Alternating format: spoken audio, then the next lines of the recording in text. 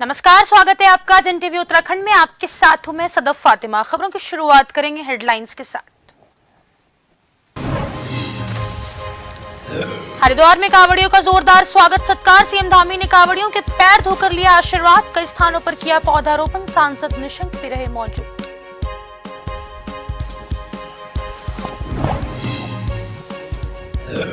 उत्तराखंड में मंत्रिमंडल विस्तार को लेकर चर्चाएं तेज। सीएम धामी ने राजभवन में राज्यपाल गुरमीत सिंह से की मुलाकात। कई मुद्दों को लेकर चर्चा। पूर्व सीएम रावत ने कसा तंज।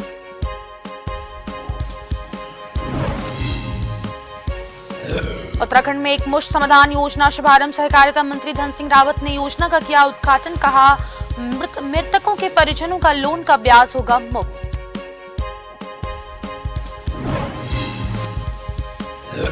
लोहाघाट में इंजीनियर से अभद्रता का मामला। पीडब्ल्यूडी मिनिस्ट्रियल संघ के पदाधिकारियों ने जताई नाराजगी। एक दिवसीय का किया कार्य बहिष्कार।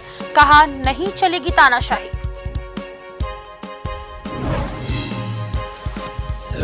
उत्तराखंड में बारिश ने नदियां नाले उफान पर। लक्सर में पथरी से नदी खतरे से ऊपर। बाढ़ जैसे हालात। प्रशासन ने संभाला मोर्चा। जोशीमठ में सब्जी हुई बर्बाद।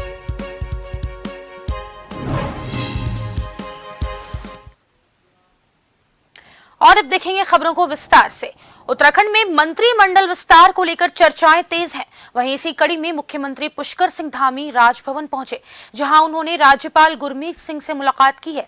कयास लगाए जा रहे हैं कि दोनों में मंत्रिमंडल विस्तार को लेकर चर्चा हुई है।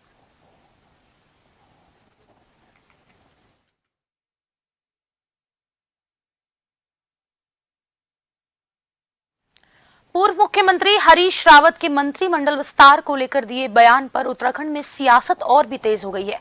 रावत के इस बयान पर भाजपा के प्रदेश मीडिया प्रभारी मनवीर चौहान ने कहा है कि हरीश रावत अपने अनुभव को साझा कर रहे हैं, क्योंकि वे हमेशा से जोड़ तोड़ की राजनीति करते आए हैं और यही वजह है कि वे भ्रष्टाचार के मामले में जांच के दायरे में हैं। साउदी जो कह रहे हैं वो अपने अनुभव को साझा कर रहे हैं, क्योंकि उन्होंने हमेशा तोड़ फोड़ की राजनीति को प्राथमिकता दी है और उसी के वजह से वो आज कई जांचों का भी सामना कर रहे हैं।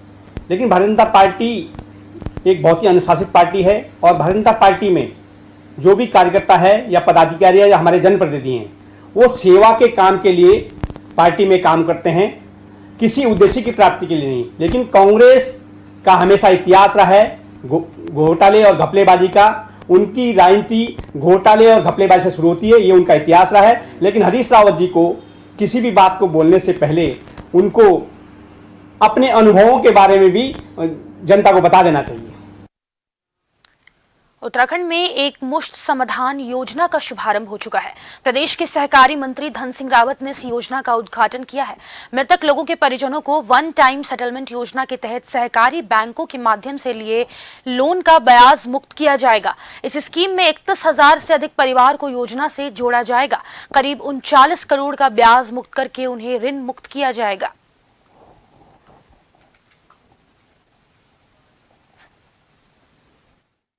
कि हम सहकारिता का एक बैलोज बना रहे हैं, सहकारिता को और पारदर्शी बना रहे हैं।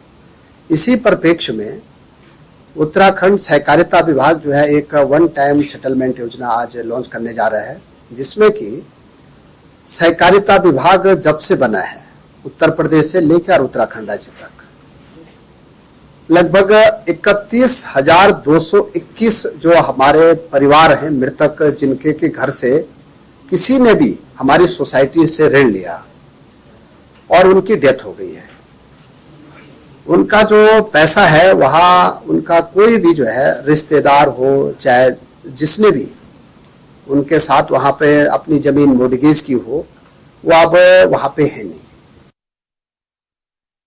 आगे बढ़ेंगे। हरिद्वार स्थित कलेक्टर भवन में श्री गंगा सभा रजिस्टर्ड की मासिक बैठक हुई है, जिसमें महामंत्री तन्मय वशिष्ठ और जिला अधिकारी सहित जनपद के तमाम अधिकारी मौजूद रहे। इस दौरान बैठक में गंगा को लेकर कई अहम मुद्दों पर बात की गई, जिसके बाद डीएम ने जानकारी देते हुए बताया कि श्री गंगा सभा रजिस्टर्ड की मासिक बैठक में पूर्व में लिए गए निर्णय पर प्रकाश डाला गया।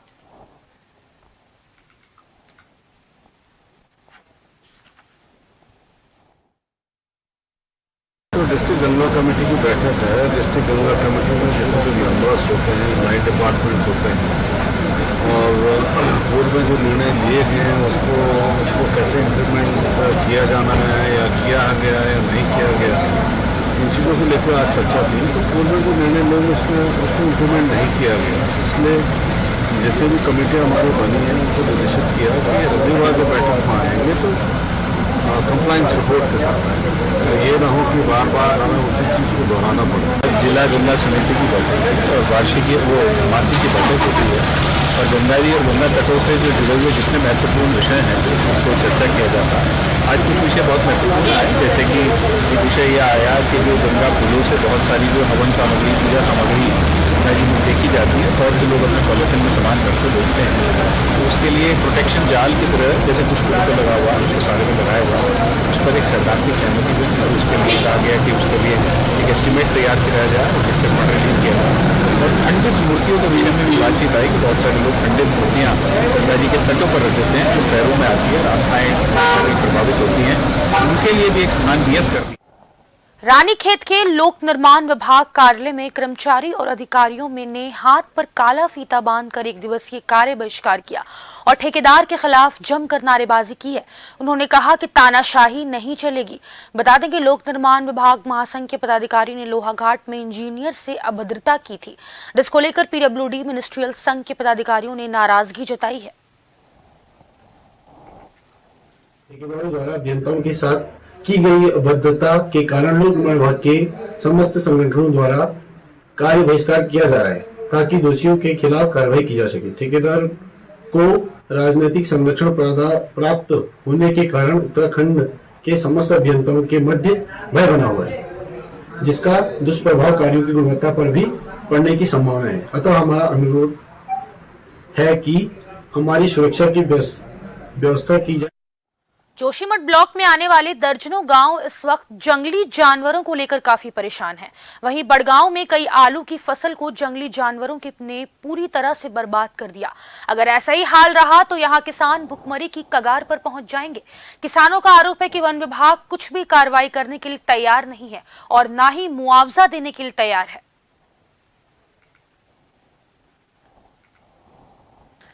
डोईवाला के केंद्रीय पेट्रो रसायन अभियांत्रिकी और प्रौद्योगिकी संस्थान सिपेट में प्रशिक्षण ले रहे तमाम युवाओं को सफल प्रशिक्षण के बाद रोजगार भी मिल रहा है, जिससे भारत सरकार का यह संस्थान अब युवाओं की पहली पसंद बनता जा रहा है। आज सिपेट में हुए एक कार्यक्रम में ऑल इंडिया रैंक प्राप्त करने वाले छात्रों को डोईवाला के विधायक ने सम्मानित कर उनके उज्जवल भविष्य की कामना की। कौशल विकास प्रशिक्षण कार्यक्रम में 6 माह का निःशुल्क आवासीय प्रशिक्षण प्राप्त कर रहे छात्रों को कौशल और नियुक्ति प्रमाण पत्र वितरित किए गए। इस दौरान डोईवाला विधायक ने कहा कि डोईवाला में सीपेट जैसी संस्था का होना हमारे लिए गर्व की बात है, क्योंकि इसमें पूरे उत्तराखंड के पहाड़ आदि दूरदराज क्षेत्रों के छात्र छात्राएं प्रशिक्षण प्राप्त कर रोजगार परक शिक्षा प्राप्त कर रहे हैं।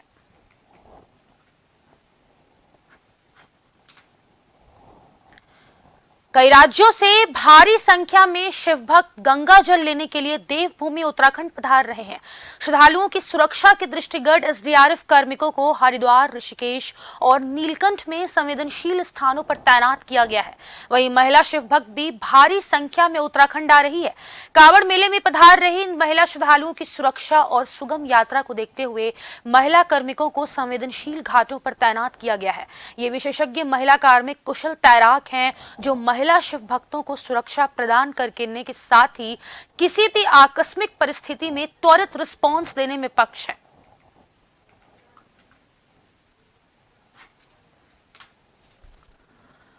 आगे बढ़ेंगे। लक्सर में लगातार तेज बारिश के चलते पथरी नदी उफान पर है। बाढ़ जैसे हालात बने हुए हैं। किसानों की हजारों बीघा फसलें पानी में पूरी तरह से जलमग्न हो गई है। लक्सर नगर समेत देहात के कई गांव बारिश के पानी से जलमग्न हो गए हैं। प्रशासन अनाउंसमेंट के जरिए नदी किनारे नहीं जाने को लेकर जागरूक कर रहा है। यदि लगातार बारिश का सिलसिला जारी रहा तो कई गांव बाढ़ की चपेट में आ सकते हैं। लक्सर प्रशासन फिलहाल पूरे क्षेत्र पर नजर बनाए हुए है।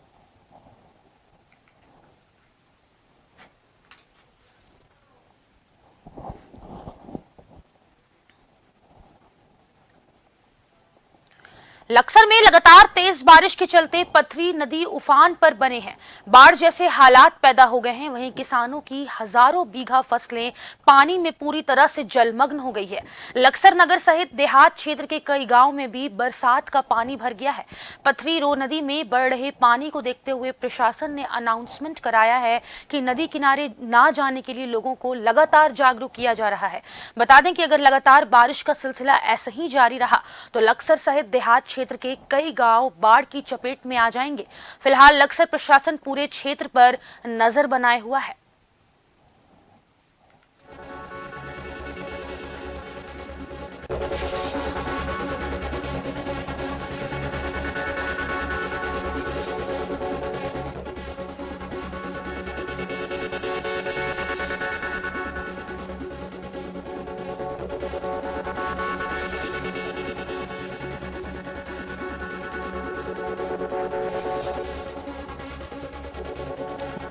लक्सर में लगातार तेज बारिश के चलते पथरी नदी उफान पर आ गई है। वहीं बाढ़ का खतरा भी मंडरा रहा है। किसानों की हजारों बीघा फसलें पानी में पूरी तरह से जलमग्न हो गई है। लक्सर नगर सहित देहात क्षेत्र के कई गांव में बरसात का पानी भी भर गया है। वहीं पथरी रो नदी में बढ़ रहे पानी को देखते हुए प्रशासन ने अलर्ट मोड जारी किया है। साथ ही नदी किनारे ना जाने के लिए लोगों को जागरूक भी किया जा रहा है।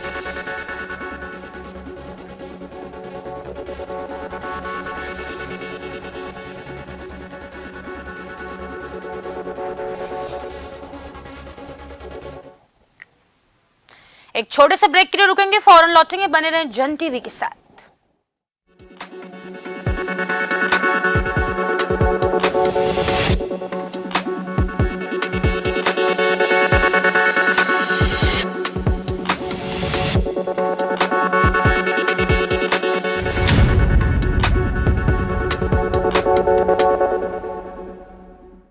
निर्धारित जगहों पर पार्किंग ना करके सड़क किनारे इधर उधर गाड़ी पार्क करने के कारण अक्सर ऐसे जाम लगते हैं जिससे बेवजह लोगों को परेशानी होती है। इसी तरह सड़कों पर रैश ड्राइविंग और ओवर स्पीडिंग भी एक बड़ी समस्या है। यातायात संबंधी नियम कानूनों का पालन नहीं करने पर जहां एक ओर वाहन सवार और सड़क पर चलने वाले अन्य लोगों का जीवन खतरे में बना रहता है, वहीं दूसरी ओर नियम तोड़ने पर कानूनी कार्रवाई का सामना भी करना पड़ता है। इसलिए ये बेहद जरूरी है कि वाहन चलाते समय आप इन बातों का ध्यान अवश्य रखें। वाहन चालक के पास वैध ड्राइविंग लाइसेंस हो। दुपहिया वाहन चालक और सवार हेलमेट अवश्य पहने। चौपहिया वाहन चालक और सवार सीट बेल्ट अवश्य लगाएं। वाहन चलाते समय मोबाइल का प्रयोग कभी ना करें। तेज ड्राइविंग ना करें और अपनी लेन में ही चलें। ट्रैफिक सिग्नल और संकेतों का पालन करें। निर्धारित जगहों पर ही पार्किंग करें। नशा करके वाहन कभी ना चलाएं। दुनिया की सबसे बड़ी आबादी वाले देश भारत में सड़क दुर्घटना की स्थिति इतनी भयावह है कि हमारे देश में औसतन प्रति घंटे 18 लोग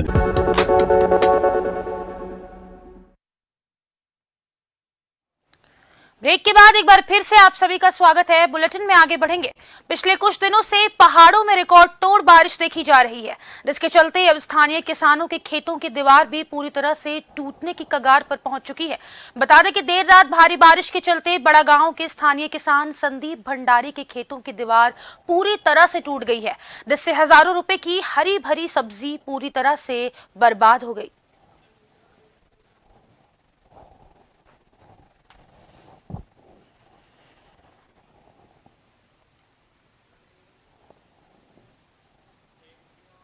और इस वक्त की बड़ी खबर बीकानेर से आपको बता रहे हैं, पीएम मोदी बीकानेर पहुंच चुके हैं। पीएम नरेंद्र मोदी इस वक्त बीकानेर पहुंच चुके हैं। आपको बता दें कि पीएम मोदी बीकानेर के नाल एयरपोर्ट पहुंचे हैं।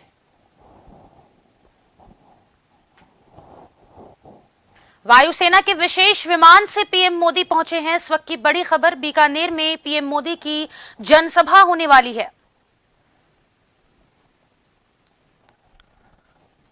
पीएम नरेंद्र मोदी बीकानेर पहुंच चुके हैं। इस वक्त की बड़ी खबर बीकानेर से आ रही है। बीकानेर के नाल एयरपोर्ट पहुंचे हैं पीएम मोदी।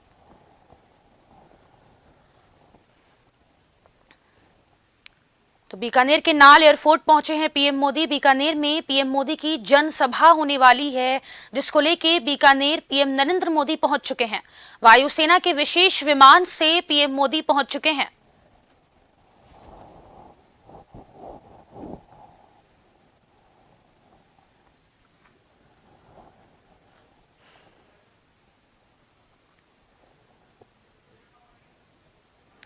तो बीकानेर में पीएम मोदी की जनसभा होने वाली है। बीकानेर के नाल एयरपोर्ट पहुंचे हैं पीएम मोदी।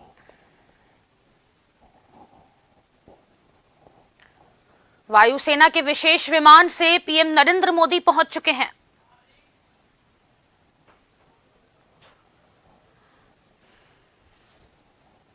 तो बीकानेर में पीएम मोदी जनसभा को संबोधित करेंगे, जिसको लेके पीएम मोदी बीकानेर वायुसेना के विशेष विमान से पहुंच चुके हैं।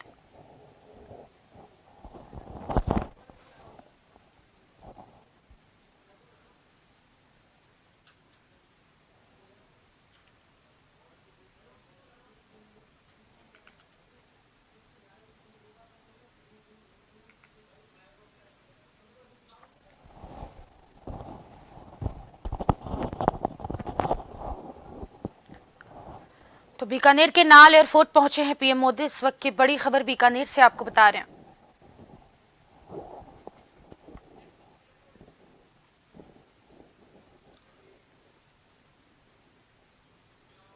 आगे बढ़ेंगे। उत्तराखंड के पूर्व मुख्यमंत्री हरीश रावत ने धामी सरकार पर जमकर निशाना साधा। उन्होंने कहा कि सीएम धामी मंत्रिमंडल में विस्तार करते हैं तो उनकी सरकार धड़ाम से गिर जाएगी। पूर्व मुख्यमंत्री ने कहा कि पुष्कर सिंह धामी ने अब तक समझदारी से सरकार चलाई है, इसीलिए उन्होंने मंत्रिमंडल में 3 पदों को अब तक खाली रखा। बता दें कि भाजपा सरकार की 2022 विधानसभा चुनाव में हुई प्रचंड जीत के बाद मुख्यमंत्री धामी ने मंत्रिमंडल विस्तार में केवल 8 मंत्रियों को ही जगह दी थी और 3 पद खाली रखे थे। लेकिन हाल ही में परिवहन मंत्री चंदन रामदास के आकस्मिक निधन के बाद धामी कैबिनेट में अब 7 मंत्री मौजूद हैं, जबकि 4 मंत्री पद अभी भी खाली है। इन मंत्री पद को भरने के लिए पिछले 1 साल से चर्चाएं चल रही हैं, लेकिन अब तक मंत्री पदों को नहीं भरा जा सका। समझदारी का काम कर रहे हैं। यदि जैसे ये भरेंगे ये सरकार भड़ाम से गिर जाएगी, तो इसलिए धामी जी यदि कोई उनको सिखा रहा है तो ठीक सिखा रहा है कि जो है 2-3 पद खाली रखो ताकि उनकी सरकार बची रहे। केंद्र और उत्तराखंड सरकार एनीमिया मुक्त भारत को लेकर निरंतर दावे कर रही है, जबकि हाल ही में आए सरकारी आंकड़े के मुताबिक 50% बच्चों और महिलाओं में एनीमिया की शिकायत आ रही है, जिसको लेकर स्वास्थ्य सचिव डॉक्टर आर राजेश कुमार का कहना है कि प्रदेश सरकार इस बीमारी को लेकर निरंतर प्रयासरत है। सरकारी जो आंकड़े आए हैं उसका भी यही कारण है कि अब हम स्क्रीनिंग अधिक मात्रा में करा रहे हैं, जिसके चलते अब परिस्थितियां सामने निकल कर आ रही हैं। परिस्थितियों के मद्देनजर जो भी एक्शन लेना होगा हम उसके लिए तैयार है।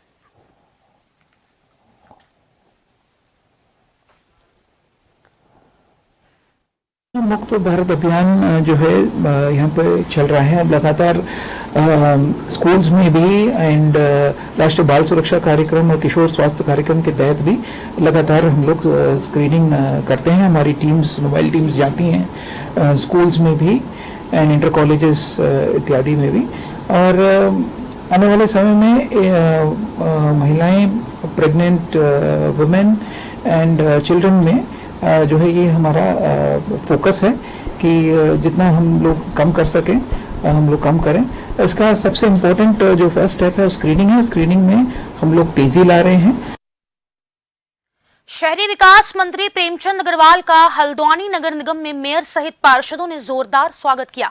इस दौरान मंत्री प्रेमचंद ने महिला स्वयं सहायता समूह द्वारा लगाए गए स्टॉल का निरीक्षण भी किया है, जहां उन्होंने कहा कि प्रदेश के सभी निकायों को इस तरह की शुरुआत करनी चाहिए जिससे महिलाएं आत्मनिर्भर हो सकें। जिसके बाद शहरी विकास मंत्री प्रेमचंद अग्रवाल ने नगर निगम क्षेत्र की आंतरिक सड़कों के लिए 2 करोड़ रुपए देने की घोषणा की है।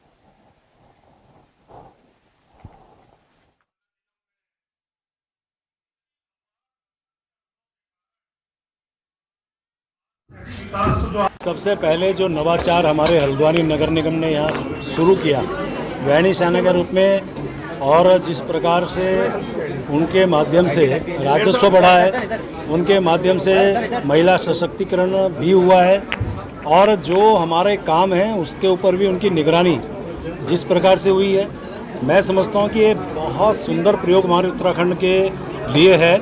उम्मीद कर रहा हूँ कि इसी प्रकार से और अन्य निकाय भी इसको स्वीकार करेंगे और अंगीकृत करेंगे। आगे बढ़ेंगे। रुद्रपुर एसएसपी मंजुनाथ टीसी ने लूट की घटना का खुलासा करते हुए 2 लोगों को गिरफ्तार किया है।